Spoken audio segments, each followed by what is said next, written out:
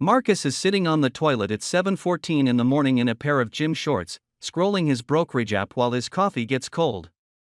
He checks it every morning. It's a habit, 23 years of it.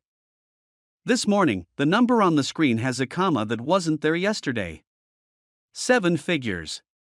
$1 million invested. He stares. He tilts the phone. He refreshes. The comma is still there. And then Marcus does something nobody warns you about. He doesn't cry. He doesn't text his wife. He just sits there in his gym shorts and goes, huh. Okay. Then he gets up and brushes his teeth. This video is about why the reaction is actually the right one and why the version they sold you on was a lie. My name's Root and I've spent a lot of time studying what really happens when people hit 7 figures. If you've ever wondered whether the millionaire label still means anything in 2026, or what reaching it actually feels like in real life, stay with me, because we're breaking this whole thing down today. The word millionaire has been hammered into our culture for 100 years. Game shows were built around it. Songs were written about it. Entire careers were promised on the back of it. Somewhere along the line, $1 million became shorthand for, you made it, you're done, you won. But the math behind that word has completely fallen apart and most people haven't gotten the memo. $1 million in 1960 was the equivalent of about $11 million today. $1 million in 1990 was roughly $2.5 million in today's money. The word millionaire has lost about 91% of its original punch. And nobody bothered to update the script, so here's what we're doing today: 3 specific things. 1 tax nobody warns you about that quietly owns part of your million before you even spend $1. A survey result about how actual millionaires feel about their money. It's going to break your brain when you see it. And a quote from Charlie Munger that ties the whole thing together. I'm saving that for the end because it's worth the wait. Quick note, I'm not a financial advisor. This is just me running the numbers out loud, so how rare is Marcus, really? Forget the percentages for a second. Imagine a regular American street, 100 houses, beige siding, same 3 SUV models in every driveway. Walk down it. Out of those 100 houses, about 18 have a millionaire inside. Sounds like a lot, except only about 5 of those 18 got there the way Marcus did, by consistently investing in a 401k over 20 plus years. The rest are mostly house-rich, cash-poor paper millionaires whose entire net worth is the 4 bedrooms they're standing in. And you can't tell which is which from the driveway. The guy in the flashiest car with the chrome grille almost certainly has less invested than the guy 3 doors down in a 10-year-old Camry with a dent in the bumper. That's not a stereotype, that's what the data actually shows. The Ramsey study of 10,000 millionaires found the most common cars they drive are Toyotas and Hondas. Nobody is screaming about their wealth. The ones screaming about it usually don't have it. Here's the global picture. UBS in their 2025 Global Wealth Report says there are around 24 million US millionaires when you include everything: the house, the cars, the kids' piggy bank. The US created more than 379,000 new millionaires in 2024 alone. That's over 1,000 new millionaires per day. Marcus is one of them. Globally, having $1 million invested puts you in roughly the top 1.6% of adults on the entire planet. Out of 8 billion people, Marcus is in the top 130 million. Statistically rare. But statistically rare and actually rich are 2 very different categories, and the gap between them is where most of the confusion lives. Okay, here's where it gets really interesting.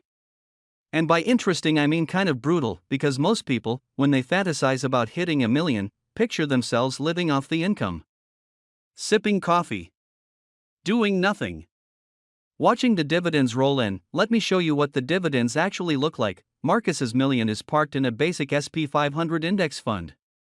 The SP 500's dividend yield as of May 2026 is about 1.06%, an all-time historical low, by the way, because companies now do buybacks instead of paying out cash. But 1.06% on $1 million is $10,600 per year. So Marcus's dividends pay him roughly $883 per month. That's $29 a day. You cannot live on $29 a day. Not in 2026. Not comfortably, so living off dividends with $1 million is a fantasy. The math doesn't work. Now you might be thinking, what about the famous 4% rule? That's $40,000 a year, right? Historically, yes. The 4% rule, originally built by a researcher named Bill Benjen in the 1990s, says you can withdraw 4% of your portfolio in year 1, adjust for inflation, and reasonably expect not to run out of money over 30 years.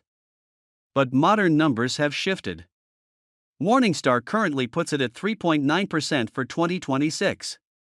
So Marcus could pull about $39,000 a year. Benjen himself, in his 2025 book, actually revised his number up to 4.7% based on broader asset classes.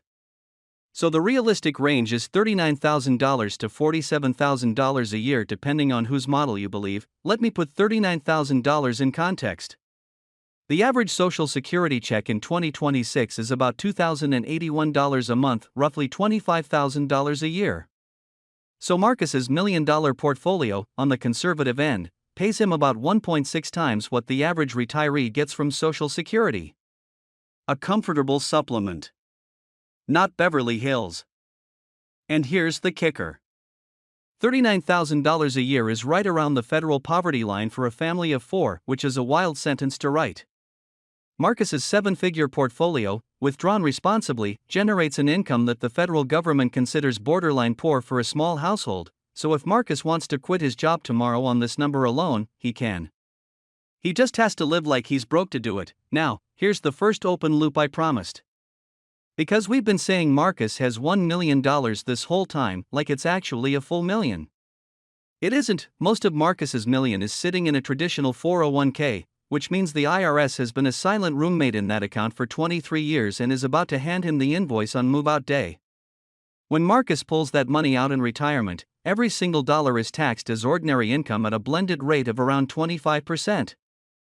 His $1 million is really about $750,000 of spendable cash. The IRS quietly owns the other quarter. They just haven't sent the bill yet. If that same million had been in a Roth account, it would actually be a real, full, no strings attached million. So a Roth million is roughly equivalent to a traditional million plus $330,000 in spending power. Same number on the screen. Completely different reality behind it. The difference between Marcus and a Marcus with a Roth is essentially a free $330,000, and it gets weirder. There's a surcharge called the Net Investment Income Tax, NIT for short, which slaps an extra 3.8% on top of your investment income once your modified adjusted gross income crosses $200,000. 000 for a single filer. Here's the punchline: the threshold was set in 2013 and has never been indexed for inflation. Not once. 12 years of stealth bracket creep quietly catching more people every year. And nobody talks about it because nobody likes reading about taxes. So when someone tells you they have $1 million invested, the real question is, what kind of million? Because the tax authorities have already decided which version of the answer they prefer, and it's the version where you pay them. Now, you might be thinking, okay, Root, this is a lot of cold water for a topic that's supposed to be a celebration. And you're right, hitting $1 million is absolutely a big deal. But here's why I'm being this blunt about it. The cultural mythology around the millionaire title is actively doing damage to people who are on track.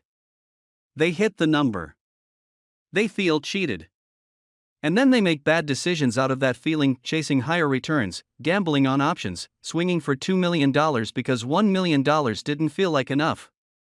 And the math punishes them for it. The fix isn't to lower your expectations. It's to update what the number actually means in 2026, so you don't feel betrayed when you reach it.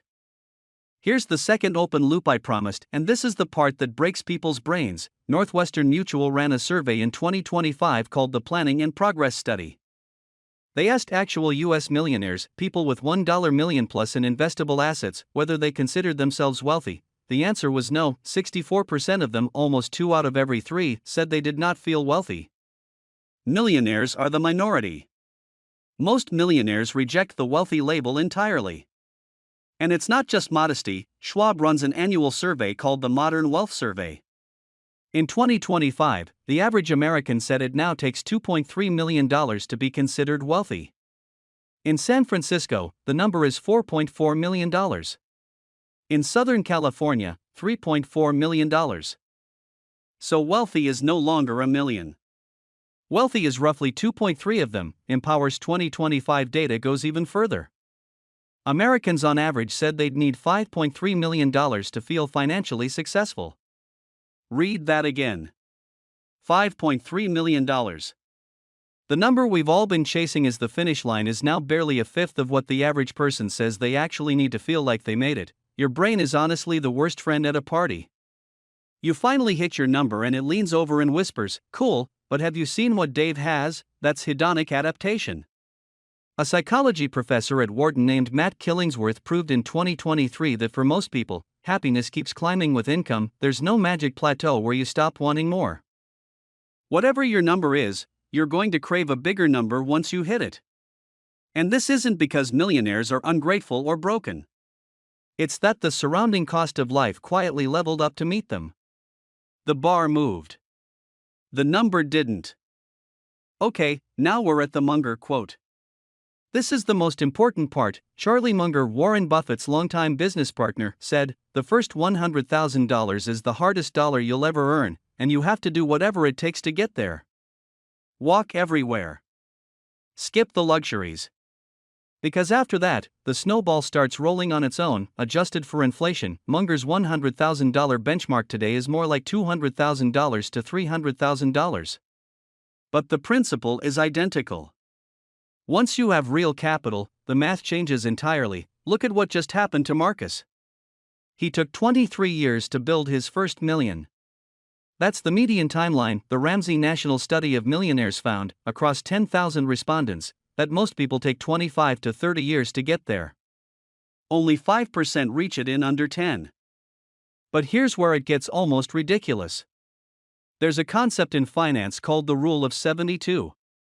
You take 72 and divide it by your annual return, and that's roughly how many years it takes for your money to double. So if Marcus's million sits in the S&P 500 and earns an 8% real return, untouched, no new contributions, no withdrawals, it doubles to $2 million in about 9 years. Read that again. 23 years to build the first million. 9 years to build the second. Doing literally nothing, and it keeps going.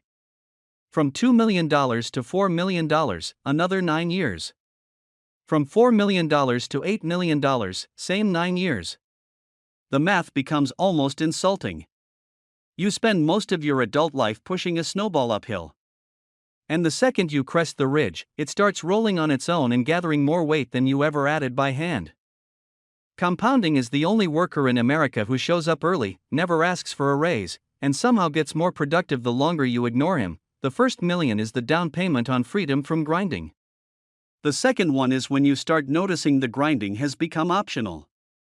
The third is when you forget you were ever grinding at all. This is the part nobody screenshots from finance social media because it's boring, and patience makes for a terrible thumbnail. So what does Marcus's life actually feel like now? It feels like the dog needs an emergency vet visit and the bill is $400, and Marcus just nods and hands over the card without doing math in his head first.